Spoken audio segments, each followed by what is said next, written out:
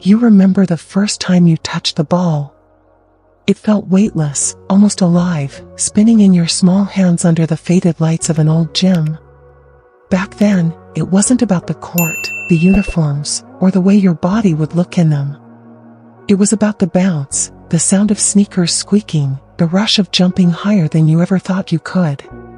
You weren't trying to impress anyone, you just loved how the game made you feel, strong, limitless, free. But freedom doesn't last long when you're a girl in this world.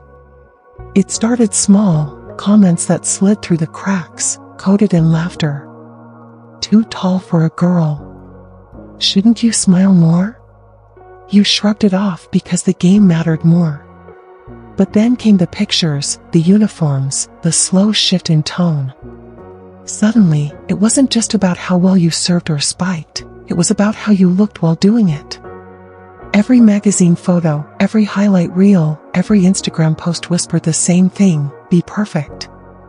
Not just in the game. In everything. You trained harder, hoping performance would speak louder than appearance. But the whispers grew louder. Coaches cared about numbers, but brands cared about faces, legs, smiles. Sponsors didn't want sweat, they wanted skin.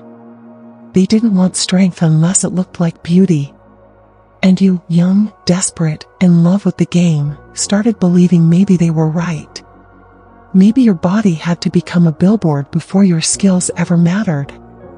At first, it felt like control, like sculpting yourself into what the world wanted. Extra hours at the gym, stricter diets, pictures curated like art. Until control turned into chains. Until the hunger wasn't just physical, it was in your bones, in your thoughts. Until the mirror became your fiercest opponent, and every glance from a stranger felt like a score you could never beat. You tell yourself it's worth it. Every bruise, every blister, every drop of sweat. Because this is your dream, right? The one you've chased since that first night in the old gym? But dreams don't feel like this. Tight uniforms that expose more than they protect, cameras that linger too long, contracts that measure your waistline before your vertical jump.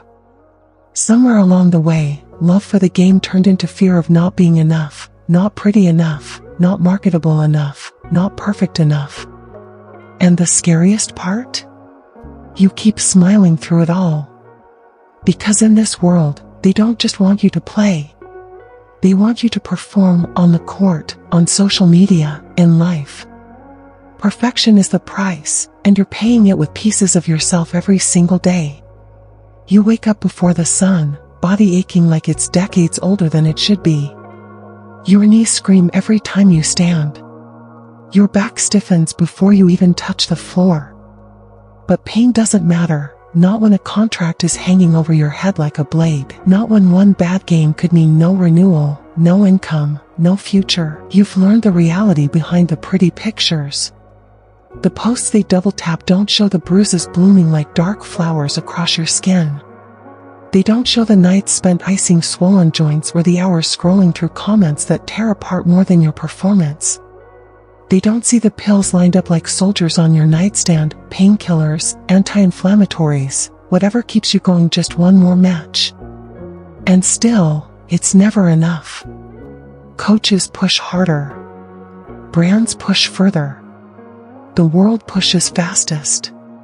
You're not just expected to win games, you're expected to stay flawless while doing it. Perfect hair after a 5-set battle. Perfect skin after weeks under harsh lights. Perfect body, always. Because in volleyball, beauty is currency. The cameras love you only if you love them back.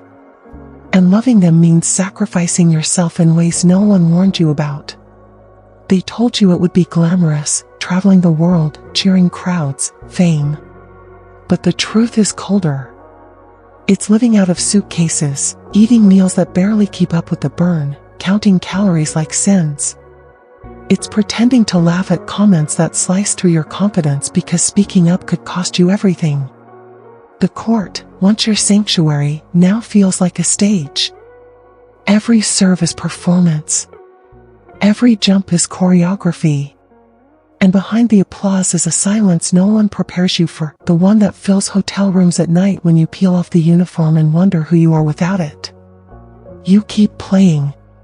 Because what else is there? You've built your life around a game that now feels like a cage. A golden cage, maybe, but a cage all the same. And as you tape your knees for the next match, as you plaster on another smile, you can't help but think, pretty hurts. But here, pain isn't the price of beauty. It's the cost.